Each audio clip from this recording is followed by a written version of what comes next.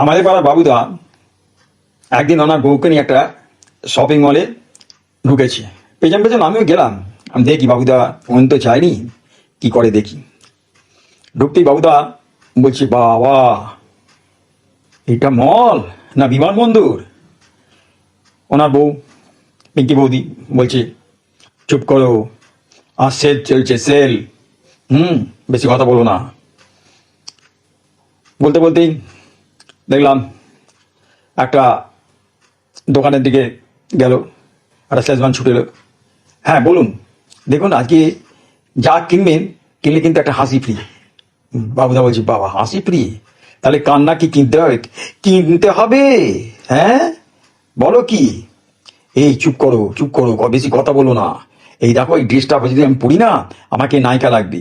হ্যাঁ ঠিকই বলেছো, তোমাকে নায়িকা লাগবে, আমাকে তো তাহলে তোমার বডিগার্ড লাগবে, কি তাই তো? গার্ড এসে গেল।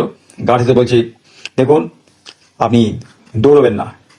আমি দৌড়েছি, তো আমি তো হাঁটছি না, এখানে হাঁটাটাও কিন্তু ওই দৌড়ানোর মধ্যেই পড়ে। ও বলতে বলতে আমরা বললাম, বাবুদা বললো পিঙ্কি বৌদিকে চলো ফুড কোর্টের দিকে যাই। বৌদি বললো হ্যাঁ চলো, ওখানে গিয়ে কিছু খাওয়া দাওয়া করা যাবে। ফুড কোর্ট দাদা বলছে, আসুন আসুন, এখানে আপনার চাইনিজ, তারপরে আপনার পিৎজা, বার্গার সব পাবেন। বাবুদা বলছে হ্যাঁ সব তো পাওয়া যাবে, স্বাদ কি আলাদা? না না, ওটা আপনার সবই তেল মশলার কম্বিনেশন। ও ঠিক আছে, খেয়ে দিই, এবার যাচ্ছি। বিলটা ধরে দিল। বিল দেখেই তো বাবুদা বলছি, বাবা এ এত কি ব্যাপার, এত বিল হলো কোথায়? বৌদি বলছে, হ্যাঁ তুমি তো সব মলেতেই এসছো। বাপ রে বাপ।